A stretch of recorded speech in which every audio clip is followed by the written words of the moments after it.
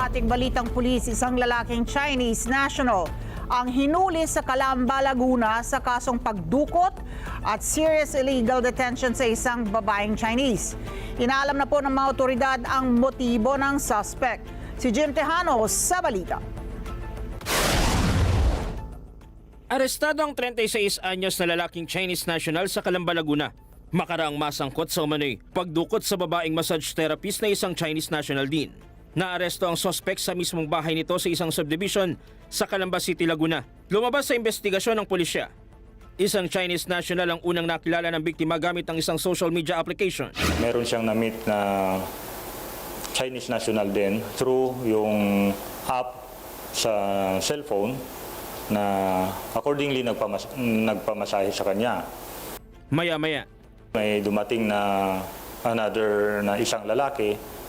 Then on that instance na siya ay piniringan na, tinalian sa kamay, and then pinusasan din yung paa. makaraang piringan at posasan ng biktima.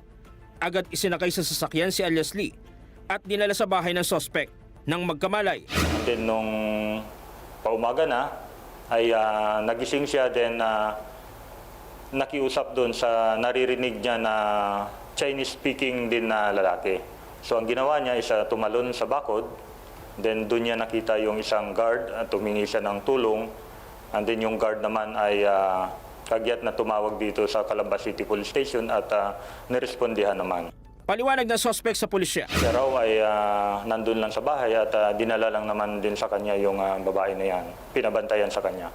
Ayaw niyang aminin na kakilala niya, but it seems sa investigation namin ay hindi naman yan madadala doon kung hindi niya dating kakilala at kung hindi alam yung bahay niya.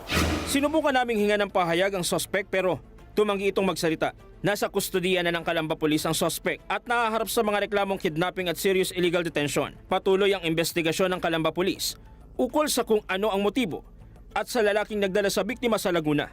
Jim Tejano, para sa Mata ng Agila. Matatag, matapang, matapat. Maraming salamat sa inyo pong pagsubaybay sa Mata ng Agila Primetime. Para malaman ang matatag, matapang at matapat na mga balita, i-follow lamang at mag-subscribe sa AtNet25 TV.